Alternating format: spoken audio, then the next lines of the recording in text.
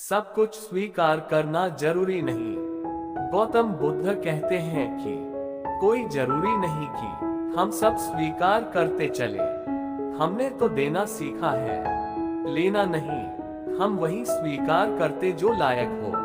दोस्तों, ये जीवन बदल देने वाली विचारों को सुनने से पहले आपसे विनती है कि मेरे चैनल को सब्सक्राइब करना ना भूलें। गौतम बुद्ध जगह जगह घूमकर उपदेश दिया करते और अच्छे विचारों को बांटा करते थे। लोगों के जीवन के दुखों को दूर किया करते।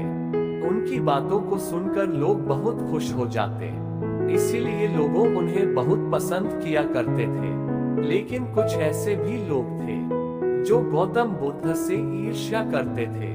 एक बार गौतम बुद्ध अपने शिष्यों के साथ भ्रमण कर रहे थे कि तभी एक व्यक्ति उनके पास आया और उन्हें उल्टी सीधी गालियां देने लगा और उन्हें ढोंगी बोला। यह सब सुन लेने के बाद भी महात्मा बुद्ध ने कोई प्रतिक्रिया नहीं दी। ये शांति और चुपचाप रहे। ऐसे में उस व्यक्ति ने फिर से गौतम बुद्ध को उल्टी सीधी गालियां दी और उनके पूर्वजों के बारे में भला बुरा कहने लगा। लेकिन फिर श्री महात्मा बुद्ध ने उसे कोई प्रतिक्रिया नहीं दी और वे शांत रहे। यह सब देखकर उनके शिष्य और आसपास मौजूद लोग अचरज में थे कि महात्मा बुद्ध उस व्यक्ति को कोई जवाब क्यों नहीं दे रहे। कुछ देर बाद वह व्यक्ति अपने आप ही शांत हो गया। उसके शांत हो जाने के बाद बुद्ध ने कहा, अगर कोई हमें तोहफा देता है तो यह हमारे ऊपर है कि उसे हम लेते हैं या नहीं। अगर हम उसे अपना लेते हैं तो वह हमारे पास आ जाता है। वहीं अगर हम उसे नहीं अपनाते तो वह उसी व्यक्ति के पास चला जाता है जिसने वह तोहफा दिया था।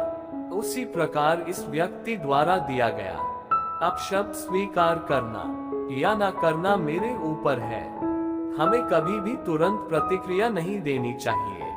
हमें हमेशा शांत होकर सही या गलत के बारे में विचार करके प्रतिक्रिया देनी चाहिए। इससे बुरी से बुरी बातें टल जाती है और मुसीबतों से छुटकारा भी मिलता है। बुद्ध की यह सब बातें सुन लेने के बाद वह व्यक्ति शर्मिंदा हो गया और तुरंत बुद्ध के चरणों में गिर गया और उनसे माफी मांगने लगा। बुद्ध ने उसे माफ किया और भी आगे बढ़ चले।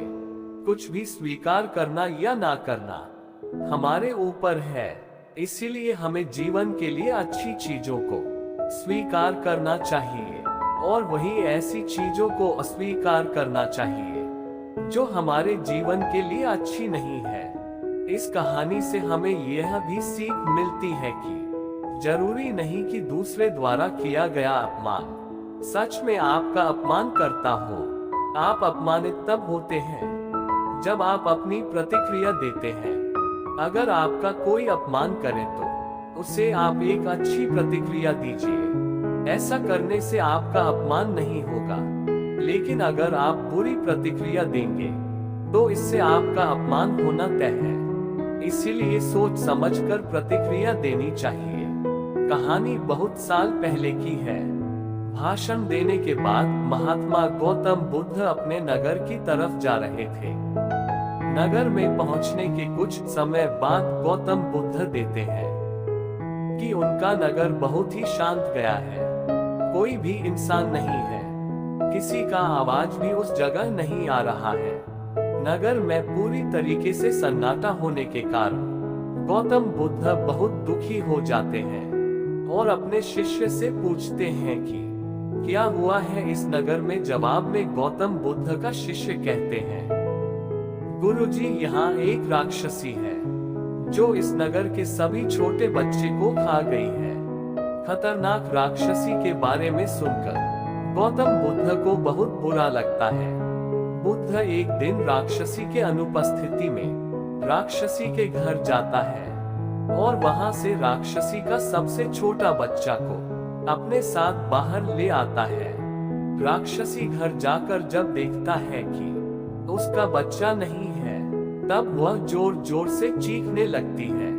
राक्षसी इधर उधर भटकती है, बच्चे की तलाश की परंतु उसे अपना प्यारा बच्चा कहीं पर भी नहीं देखने को मिलता।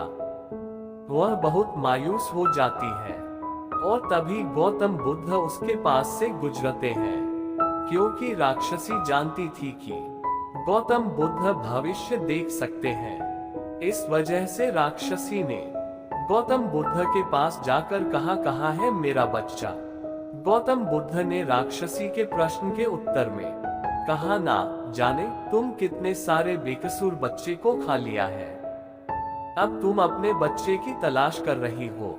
तुम्हें यह नहीं पता था कि तुम जिस बच्चे को खा रही हो वह भी किसी का बच्चे है। राक्षसी को गौतम बुद्ध का बात सुनकर बहुत दुख हुआ और वह गौतम बुद्ध से शपथ किया कि वह कभी किसी भी बच्चे का मांस नहीं खाएगी।